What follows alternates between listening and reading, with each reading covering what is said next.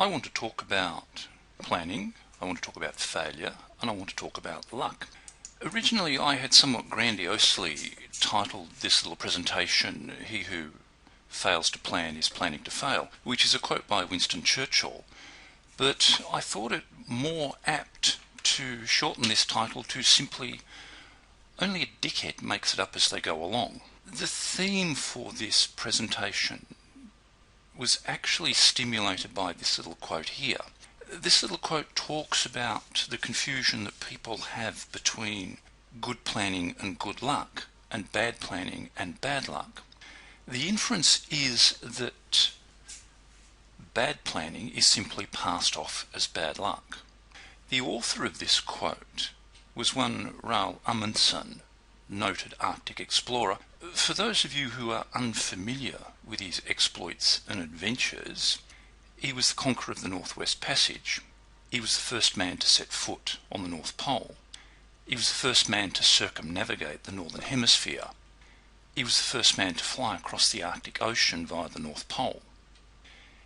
He was also the first man to reach both the North and South Poles. He also conducted the first successful flight from Europe to America. The target of Amundsen's quote is this person. This is Robert Falcon Scott.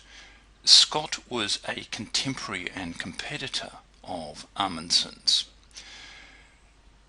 Scott was a typical officer and a gentleman, and he came with all the foibles and failings that entailed, including intriguing belief that bad luck was simply bad luck. It was not the result of bad planning. Unfortunately for Scott, he operated under the mantra that gentlemen don't practice because they don't need to. This was in sharp contrast with Amundsen, who was a compulsive practicer.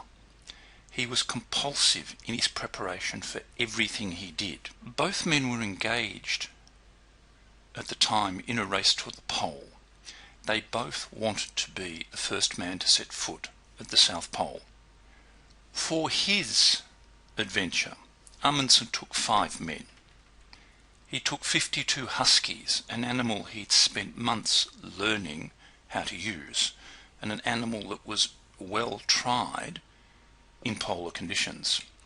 He took 3 tons of supplies for his 5 men.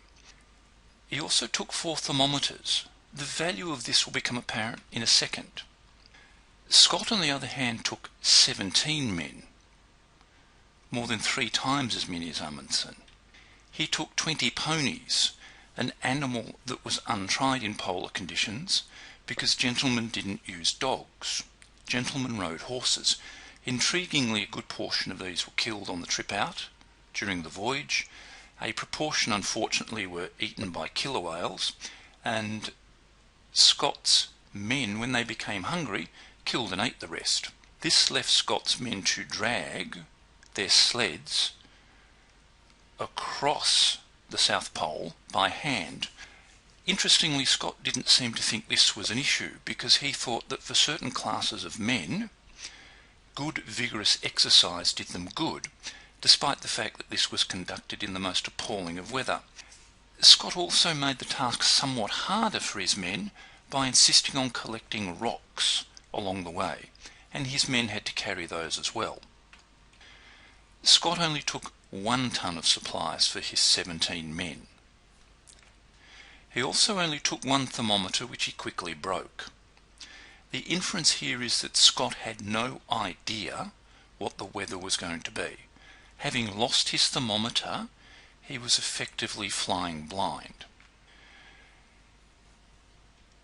The issue here is really quite simple, and when I was researching this and following up on Amundsen's quote, I came across this quote by Muhammad Ali, and he said quite wisely that the fight is won or lost far away from witnesses, behind the lines, in the gym and out there on the road, long before I dance under those lights.